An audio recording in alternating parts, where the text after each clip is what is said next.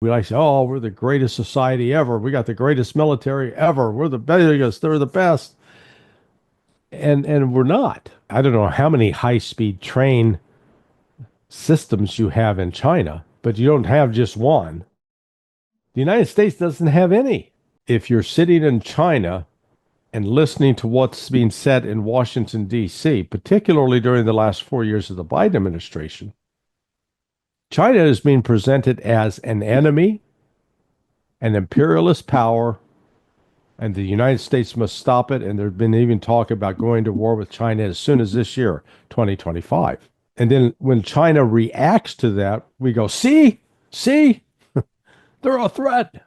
It's like if you threaten that you're going to come kill me and you're going to attack my house and I'm going to go out and buy a gun to protect myself, you can't say, see, he's a danger. No, I'm taking steps to protect myself.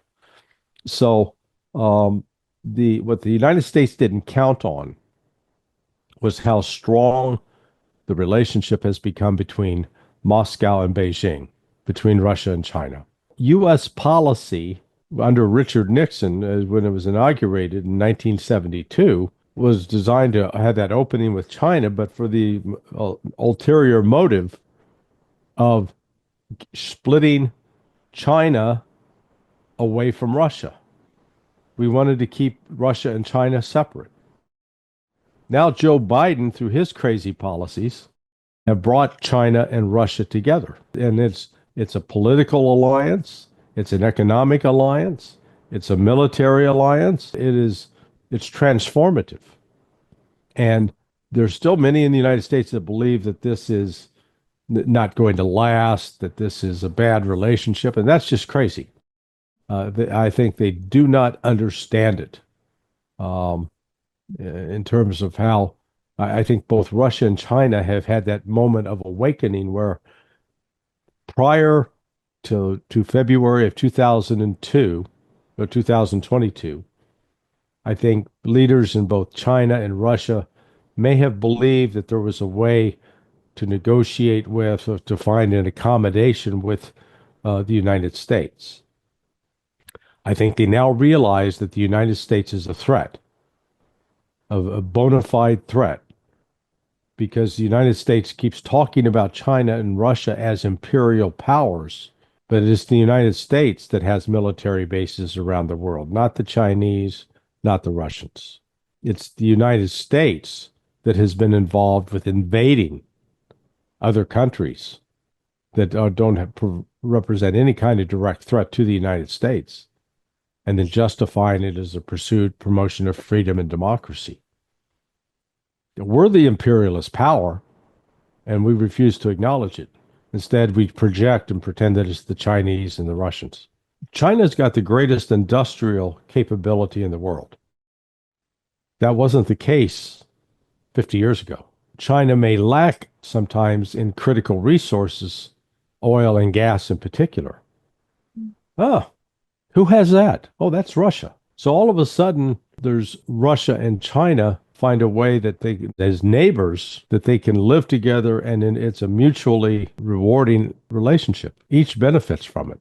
There are people in both some of my former CIA colleagues and people who former and current in the Department of Defense and the CIA who really believe that we can somehow deceive Russia into breaking its relationship with China, and that Russia will align with us. The United States is an abusive spouse. Russia is what I would call a battered spouse who is now awakened and said, wait a second, I'm not going to let them beat me up anymore. That is the thing that the United States really always perceives these relationships in terms of who's dominant and who's inferior. But Russia and China have found a way that it's a relationship of equals, and there's a respect that comes, a genuine respect, where you don't have to feel that you compete against one another. That there are things that China has that benefit Russia. There are things that Russia has that benefit China. It's a healthy relationship, and frankly, this is what the United States feared could develop. Well, it's happened. And now the United States doesn't know what to do. Now, along with that are sanctions that the United States keeps imposing on China. And of late, the Chinese have finally said, we've had enough of this. We're going to sanction you back, and imposing sanctions on shipments of antimony, gallium, sanctions specifically on, I believe it was at least 30 companies and or individuals connected with major U.S. industrial military contractors. But up to this point, the United States has thought that it could get away with bullying China. The entire purpose of building intertwined commercial relationships, having the United States and China with investments in each other, is to reduce the prospect of war, where it's too costly. War would be too costly to either side, and so they have to find a way to work together. But we see this fear of China being constantly presented in the U.S. press. Oh, the Chinese are buying up our farmland. Well, when we get Western investors that go into China and try to buy land, if China doesn't do that, they're unfair. I said, so let's come up with a consistent standard. Either we're going to allow foreign companies to invest and own assets in our country, or we're not. And if then what's the incentive for that foreign capital to go to that other country when it can be seized, robbed?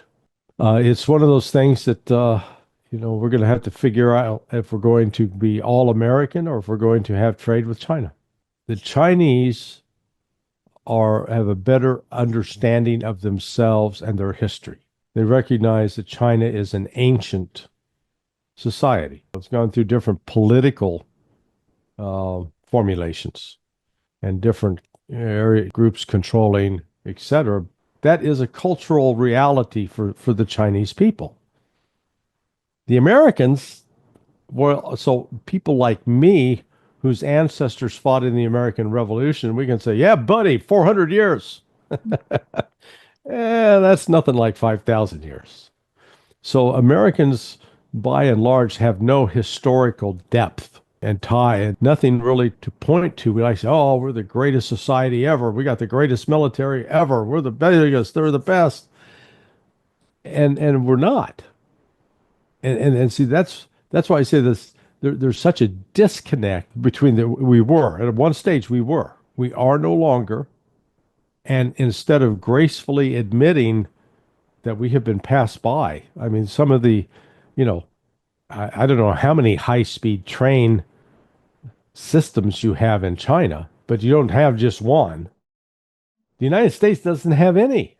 So you've got some genuine, the United States like to maintain, we're the innovators.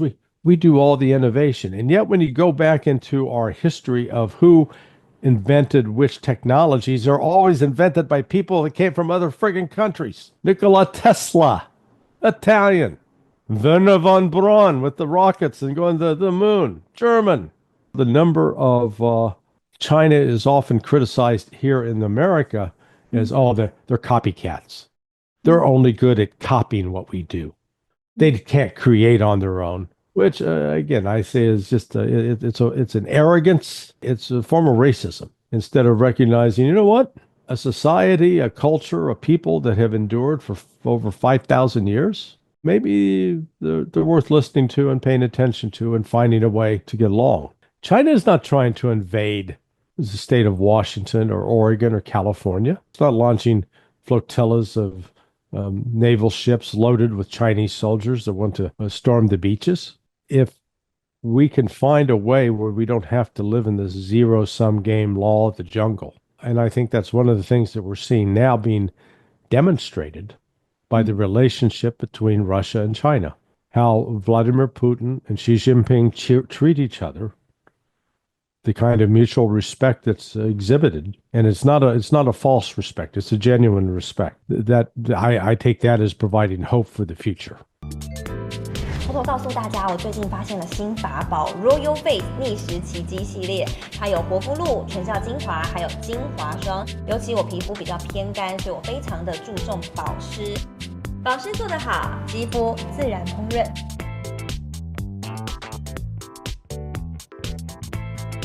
提亮肤色更年轻，抚平皱纹超有感，而且气色变好。用心保养，每天都更美一点。